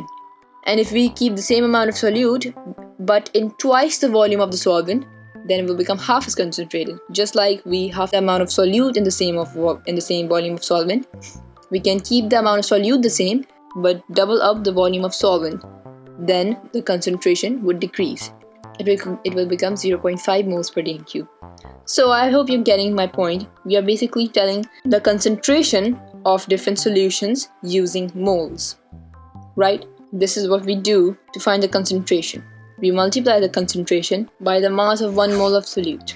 So 1 mole of dm³ means 1 mole of solute is dissolved in 1 dm³ of solution. 2 moles per dm³ means 2 moles of solute dissolved in 1 dm³ of solution. 0.5 mole per dm³ means 0.5 moles of solute dissolved in 1 dm³ of solution. Okay, so mole per dm³, in this we can only increase the volume of moles, okay, not the volume of the solvent. We can't say 1 mole per this dm³, okay? That's not the way it works. We can only change the mole over here. We can only say 0.5 mole per dm³, 2 moles per dm³, 1 mole per dm³, okay? Not 1 mole per 1 dm³ or 1 mole per 2 dm³, okay? Because over here, what we're doing is that we can half the amount of solute or double up the amount of solvent, and it will mean the same thing, 0.5 moles per dm³. So when we do this, we don't say 1 mole per 2 dm³. That is not the way it's written. It will still be written 0.5 moles per dm³ because it means the same thing. If you look at 1 dm³ of the solvent, there would still be 0.5 moles per dm³, whether the solvent has doubled or the solute has halved. We look at 1 dm³ of the solution and we say that there is 1 mole of the solute in 1 dm³ of the solvent. Okay, so we always write it like this. Now I hope you've understood this concentration stuff and how these moles are used in solutions to represent solutions, to give the concentration of solutions. So we have learned a different kind of thing here, mole per dm³. This is a unit in which we measure the concentration of a solution. the amount of solute present in a solvent. We usually write it in grams per dm cube, but we also write it in mole per dm cube. And to convert the mole per dm cube concentration into grams per dm cube, we multiply the concentration by mass of 1 mole of solute, and we get the concentration in grams per dm cube. Okay, so now we are going to move ahead onto the concentration of solutions. Now we just understood the concentration of solutions, didn't we, right? But now we're going to look at it in a much different aspect. And we're going to learn a different equation for this as well. So it is necessary for a chemist to try to work out the number of moles of solute in a certain volume of solution. For example, how much sodium hydroxide is contained in 200 cm cube of 2 mole per dm cube sodium hydroxide solution? Now this is kind of tricky, isn't it? So they've given us 2 moles of sodium hydroxide solution. This is the concentration of the solution, not the volume of the solution. Don't compare this by the volume of the solution. 2 moles per dm cube is basically the concentration of the solution, okay? The volume of this entire solution with a concentration of 2 moles per dm cube is 200 cm cube. So we have a volume of this solution and we have the concentration of this solution. They're asking us how much sodium hydroxide is contained in 200 cm cube of sodium hydroxide solution. 200 cm cube is the volume of the sodium hydroxide solution and 2 mole per dm cube is the concentration. The volume of this entire solution is 200 cm cube, so how much sodium hydroxide is contained in this amount of sodium hydroxide solution?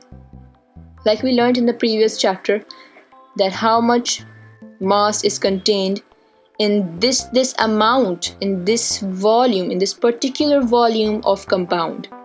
Not just the compound, okay?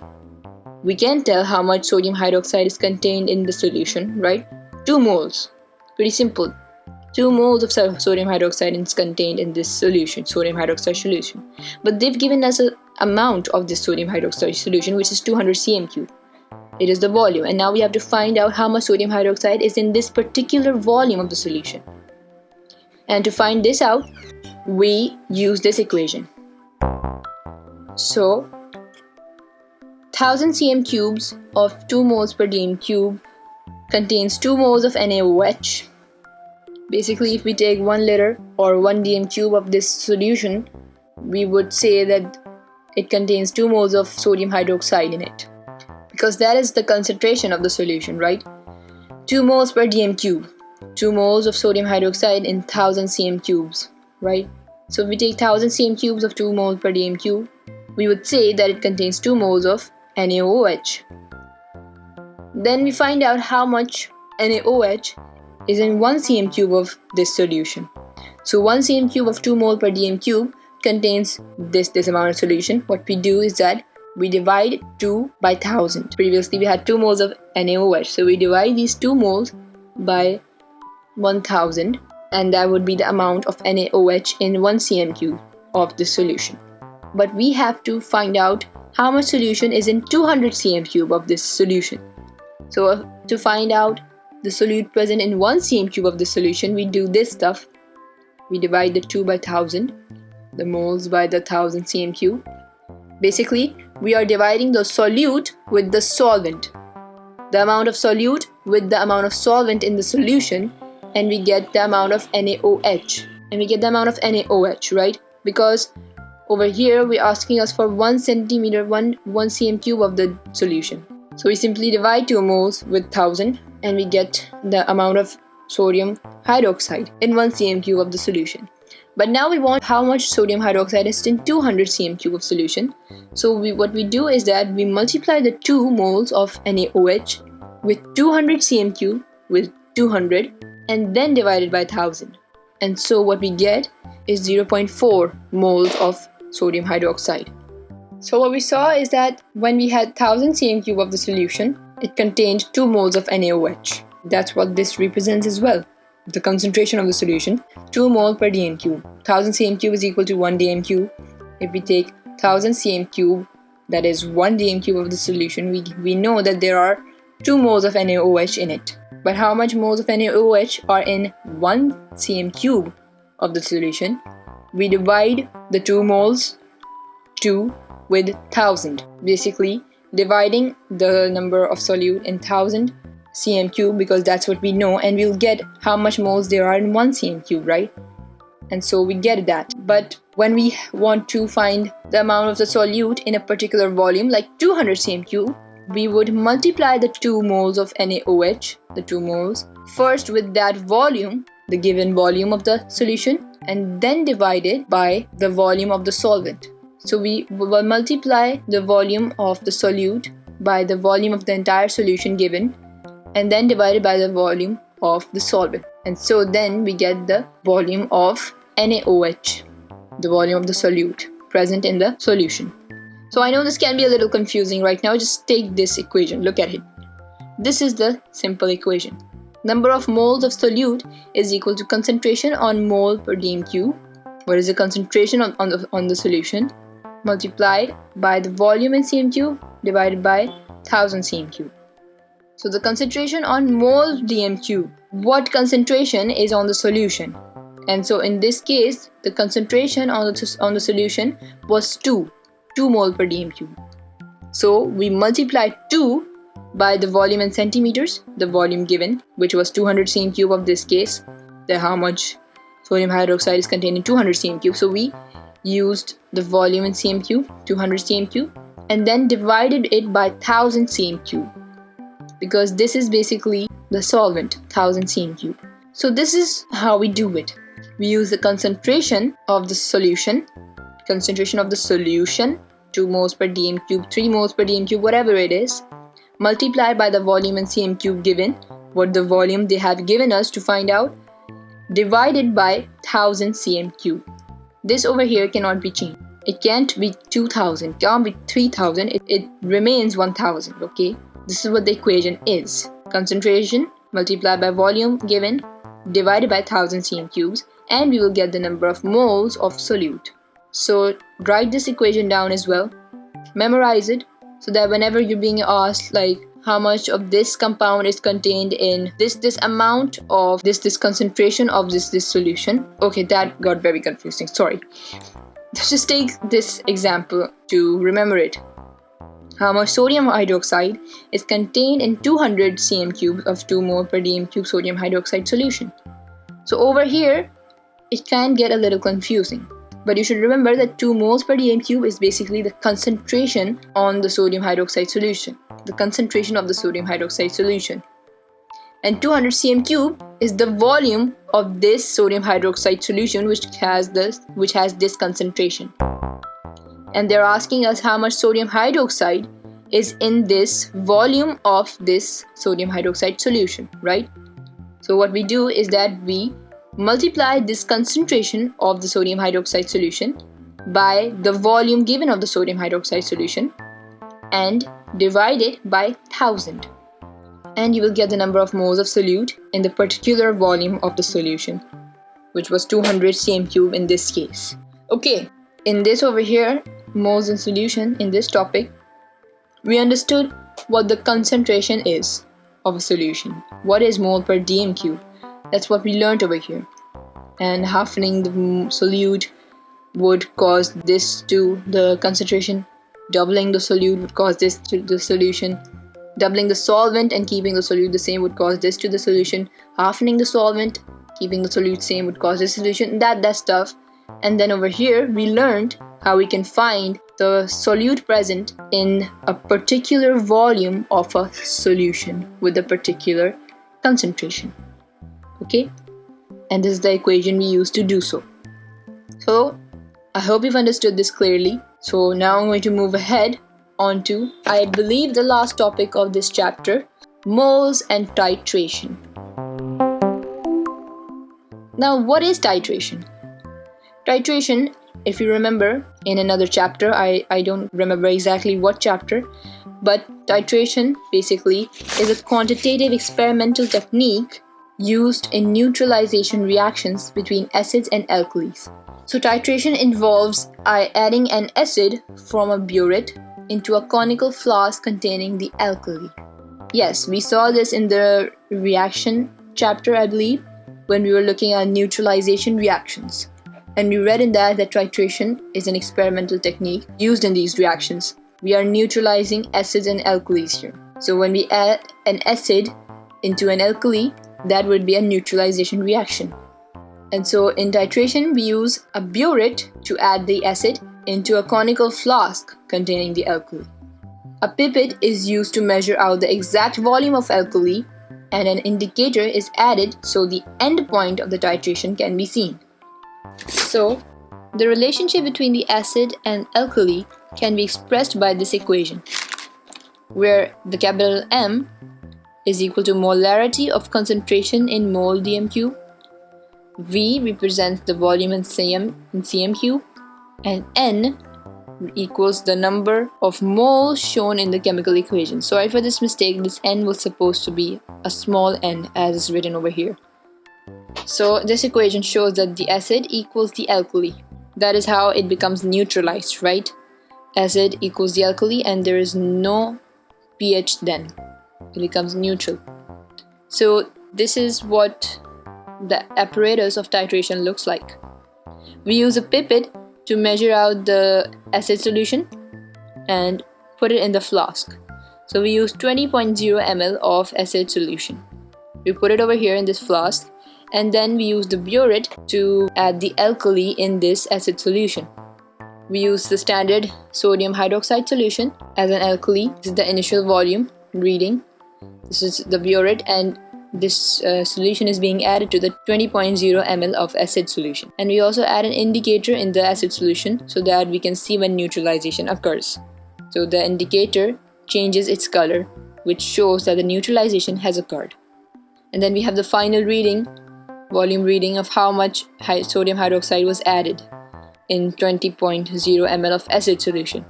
We can also, instead of putting acid in this and alkali in that, we can also do it vice versa, by putting alkali in the flask and acid in the burette. It means the same thing still.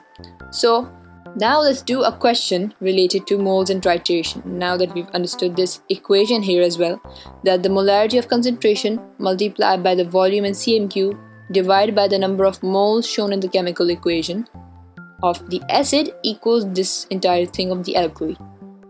So here we have an example. We are being asked how many centimeter cubes of 0.1 mole per dm cube hydrochloric acid will be required to neutralize 25 cm cube of 0.2 moles per dm cube sodium hydroxide.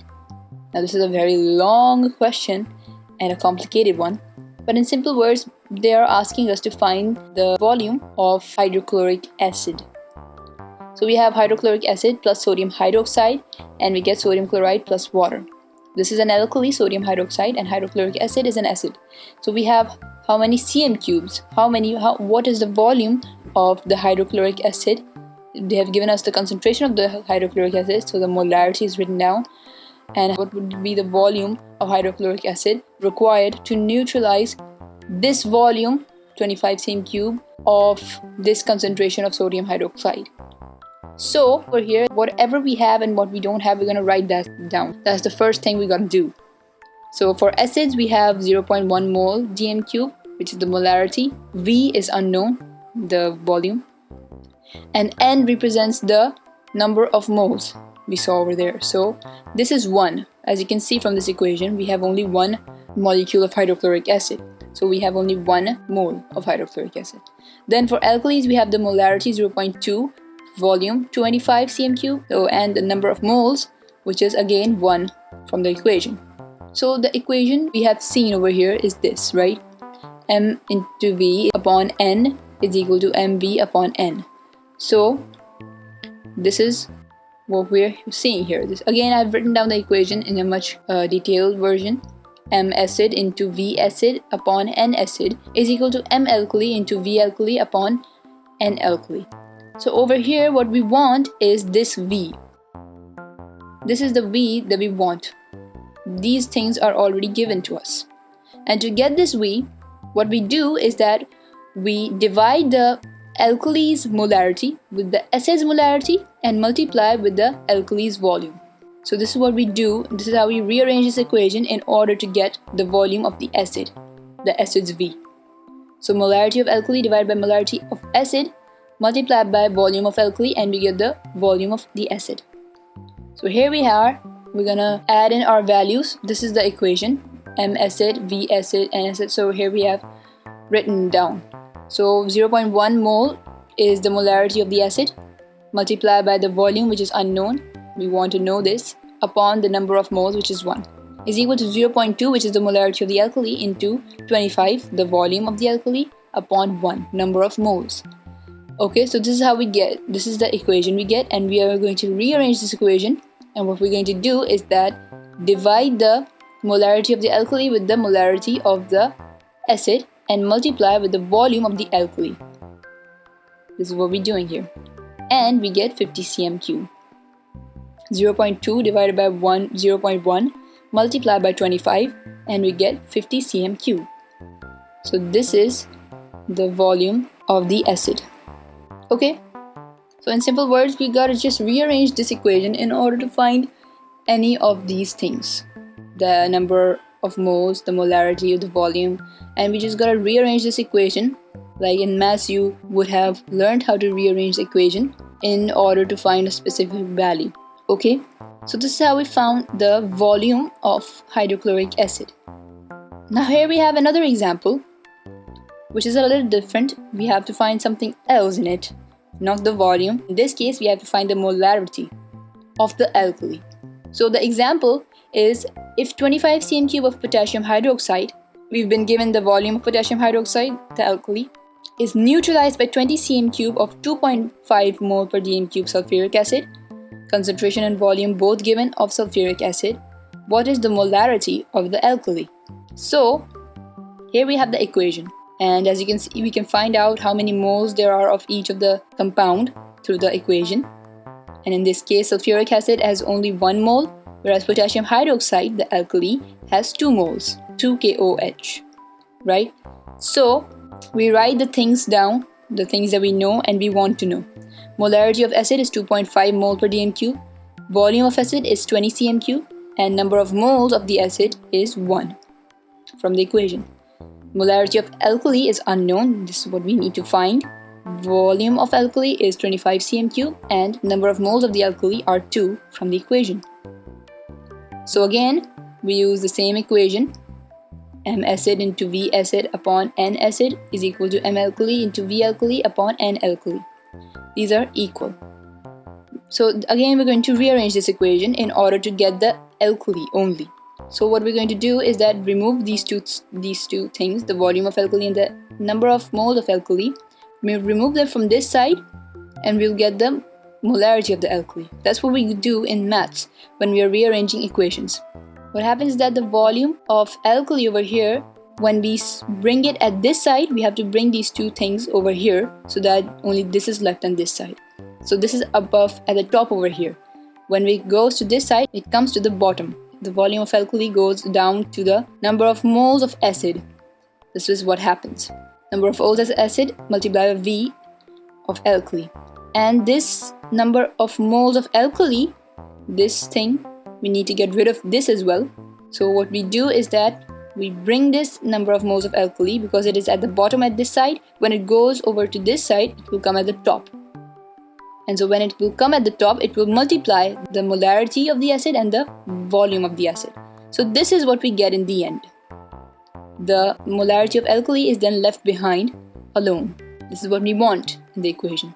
So before putting in the values of the equation, we're not going to put the values in first. We are going to derive this equation first, without the values put. All we need to know is that this is the number of moles of alkali, the number of moles of acid, the acid and alkali, what is the acid and what is the alkali, right? But don't put the values in yet. So the equation that we get in the end is number of moles of alkali multiplied by molarity of acid multiplied by volume of acid divided by number of moles of acid multiplied by volume of alkali is equal to molarity of alkali. Now I know this can be a little confusing, but this is what we do when we rearrange an equation.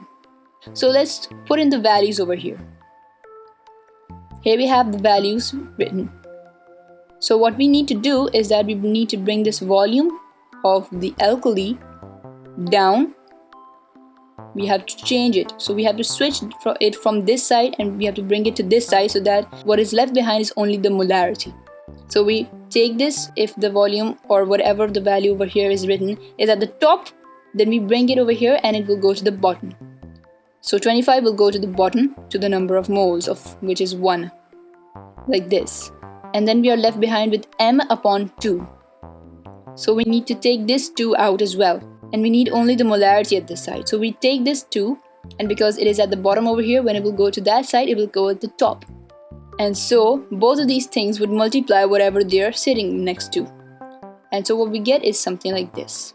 The molarity is left behind, and this 2 multiplies with this entire thing.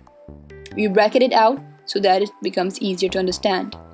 And the 25 over here goes at the bottom and it becomes something like this. So what we get is 2 multiplied by 2.5 multiplied by 20 divided by 1 multiplied by 25 is equal to the molarity. Now what we do is that we multiply the 2 by 2.5 and multiply the 1 by 25. And here we are, this is what we get. 5 multiplied by 20 upon 25. Then we do this, 5 multiplied by 20, we multiply the 5 by 20 and divide it by 25, and we will get 4.0 moles per dm cube. So in my book, from where I took this question and the method of solving it, they had not told that we have to derive the equation. All they showed was this equation, and not this part, but straight to this part. And I was a little confused why there is the number 5 over here, because we do not have anything related to 5, right? But then I saw if we multiply the 2 of this alkali with the molarity of the acid, we get 5. So it has something to do with this. And then that's when I realized that this is something related to the rearranging of the equation. So what we need to do to get something is have it alone at one side. You know, we need to find the molarity. We have to take these things away from this. There has to only be the molarity at this side so that it equals something which is whole. The molarity has to be alone at this side. So we take these two things and bring them to that side, and you know what happens to them. If this thing is at the top, at this side, when it will go to that side, it will come at the bottom. And if it is at the bottom at this side, then when it goes there, it will go at the top. And both of these things will multiply with the surrounding things, with the surrounding numbers. So 2 multiplies by these things and 1 multiplies by these things. So 1 multiplied by 25 is still 25. 2 multiplied by 2.5 is 5. And then we multiply 5 by 20 and then divide by 25. And when we do this, we get 4.0 moles per dm cube. 4 moles per dm cube. We get the concentration, the molarity of the alkali. Okay, so this is how we use this equation to find the molarity and the volume of acids or alkalis. This is the equation that we use. This is the simplest equation. So I hope you've understood this, moles and titration, and the equation, how we use it. Congratulations, you've come to almost to the end of this chapter. This was like the last topic of this chapter, and now what we are left with are some questions. So we are given some questions related to what we have learned in this chapter, and we're going to do these questions together. So here we have the first question. Let's get straight to it. They're asking us to calculate how much carbon dioxide gas would be evolved if 50 grams of chalk, which is calcium carbonate chemically, were dissolved in excess acid. And you may assume that the reaction takes place at a room temperature and pressure. RTP is short form for room temperature and pressure. RT, room temperature, P, pressure. So, how much carbon dioxide gas would be evolved if 50 grams of calcium carbonate were dissolved in excess acid, all at RTP? So here is what we have. We have the atomic masses given of all the atoms used and the molar gas volume. And the first thing that we need to do is make the chemical equation. So this is the chemical equation. CaCO3, which is calcium carbonate, plus HCl, which is hydrochloric acid. This is the excess acid basically. And we get CaCO2, calcium chloride, plus water, plus carbon dioxide. And now we find out the molecular masses of each of these. So for calcium carbonate, it is 100. For hydrochloric acid, it is 73. And this is the sum of 2 molecules of hydrochloric acid. We multiply the molecular mass by 2 because there are 2 molecules. And for calcium chloride, it is 111. For H2O, it is 18. For carbon dioxide, it is 44. And now we're going to convert these into moles. CaCO3 is 1 mole. HCl is 2 moles. CaCl2 is 1 mole. H2O is also 1 mole. And carbon dioxide is also 1 mole. CO2. So now the calculation is just a proportion sum. Okay? Therefore, 1 mole of CaCO3 makes 1 mole of carbon dioxide, right? This is a proportion of the equation. The 1 mole of CaCO3 makes 1 mole of carbon dioxide. And they are asking us how much carbon dioxide gas would be evolved if 50 grams of calcium carbonate were dissolved in excess acid.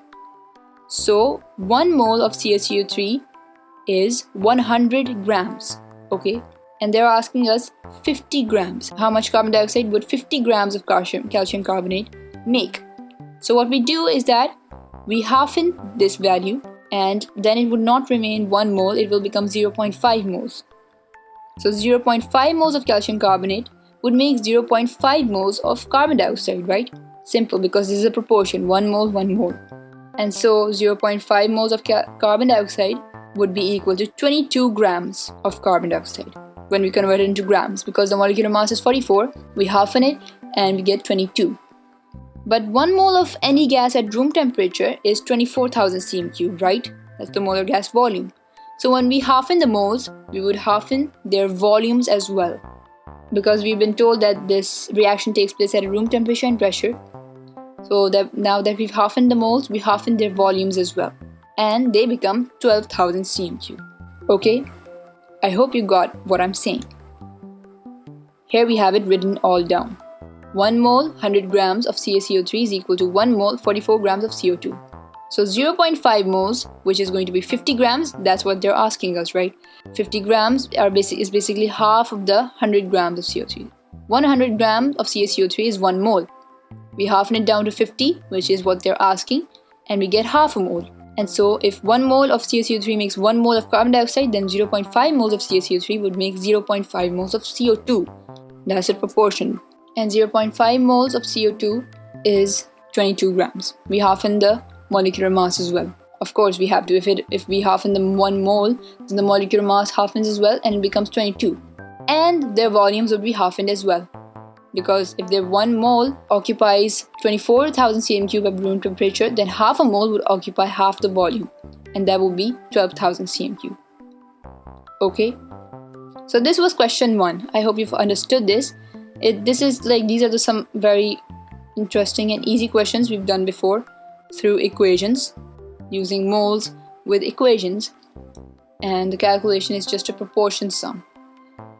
Then we have problem number 2, which is telling us to calculate how many cm cubes of oxygen gas would be required for the complete combustion of 100 cm cubes of methane. Again, all volumes are measured at room temperature and pressure. So the molar gas volume is 24,000 cm3. They're asking us how much volume of oxygen gas would be required for the complete combustion of 100 cm cubes of methane. So here we have the equation. CH4 plus O2, we get CO2 plus H2O. 1 mole of CH4 with 2 moles of oxygen, because there are 2 molecules. We need to balance the equation, right? So this is the proportion, the ratio. So this is the ratio. Makes 1 mole of carbon dioxide and 2 moles of water. So as 1 mole of any gas occupies 24,000 cm3, 24,000 cm3 of methane requires 48,000 cm3 of oxygen. Because that's what the ratio is. 1 mole of CH4 needs 2 moles of oxygen for the complete combustion, right? So in that case, 1 mole of CH4, obviously 1 mole of any gas occupies 24,000 cm3 at room temperature and pressure.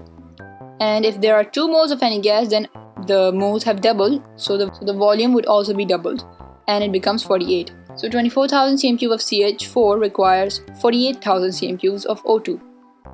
And so, how much oxygen is required for 1 cm cube of methane? Obviously 2 cm cube, because that's the ratio, 1 by 2, right? But if you don't get it, if these are not very obvious, then what we simply do is divide the gas's volume, O2's volume, by the CH4's volume, and you get 2 centimeter cubes. So 1 centimeter cube of methane requires 2 centimeter cubes of oxygen. And so, now that we know this, that 1 centimeter cube of methane requires 2 centimeter cubes of oxygen, then how much would 100 centimeter cube of CH4 require? This is what we get. We multiply 100 by 2. 2 is what we get if there is 1 CH4. But now, if there are 100 CH4, then how much oxygen would we get? Then we multiply the 2, which is what we get if there is 1. And so we multiply the 2 by 100 and we will get how much O2 there is if there is 100 cm cubes of CH4. In simple words, the first thing that we need to do is find out the ratio. The ratio is that 1 mole of the CH4 requires 2 moles of O2. And so we use the volumes, which is for CH4 it is 24,000 and of O2 it is 48,000. This is the ratio. Then we divide 48,000 cm cube, the volume of oxygen, by the volume of CH4, and we get how much volume of oxygen we would need for the complete combustion of 1 cm cube of methane, because we just divided the moles together and we got how much volume of oxygen we need for 1 cm cube of methane. And now that we've got this, we multiply this volume of O2, 2 centimeter cubes, by any volume we want. Like in this question they asked how much oxygen would be needed for the complete combustion of 100 cm cube of methane.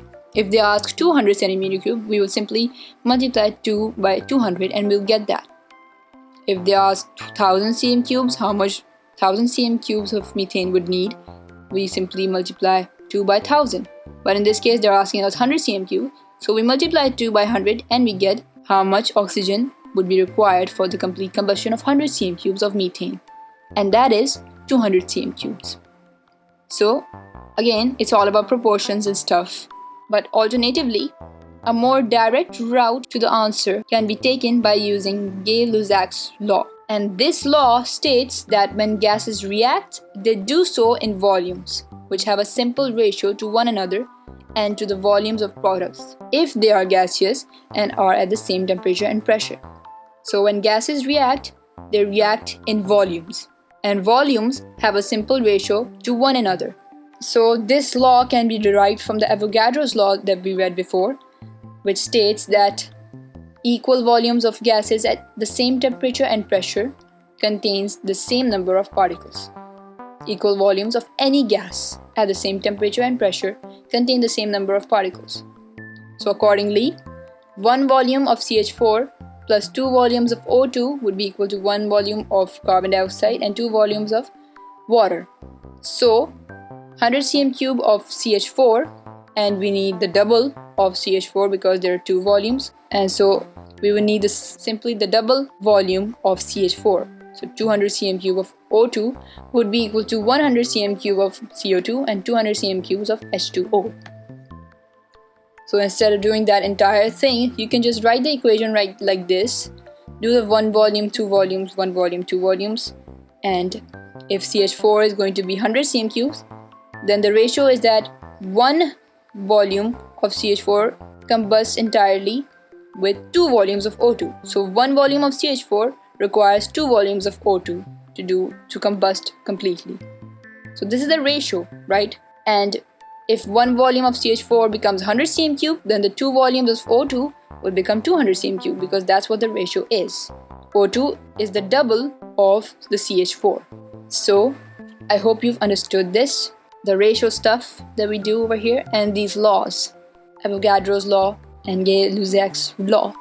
So this was it. These were the questions. Only 2 questions, as you can see, we did only 2 questions, which basically taught us what these ratios can do, how we find the ratios, and how they can help us to answer such questions. So, congratulations guys, you've successfully completed this entire chapter, the mole. We have completed these learning objectives as well, all of these. Learn to do every single thing that's written over here.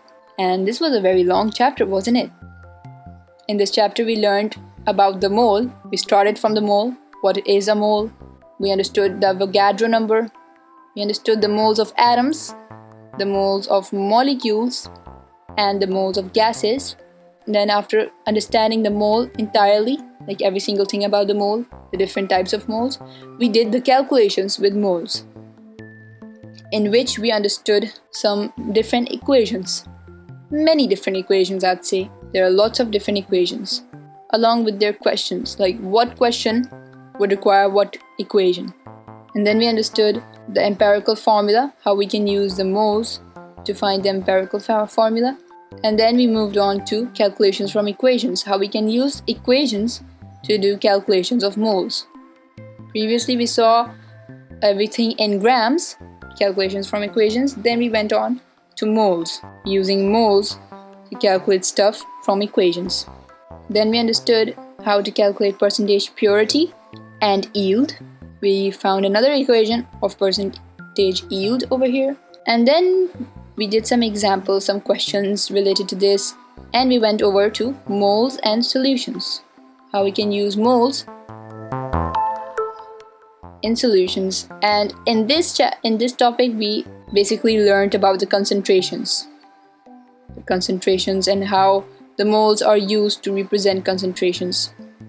Then we went into more details of the concentration of these, and we found another equation relating to the moles of solute and the concentration. And then we went over to moles and titration, in which we found another equation which was quite fun and quite complicated, and how we can find something using this equation. Molarity, volume. We did lots of many questions, interesting questions. And then we did some last questions which were also really fun and were about the ratios. Basically, when we learned about moles and equations, these are something like them. It was simply a revision, and in the end, we revised the laws that we read previously. Avogadro's law, and how we can use this law to find the volumes of gases using equations. So, this was it for this chapter. The next chapter is going to be of chemistry and electricity. So thanks for watching, and I'll see you in the next video.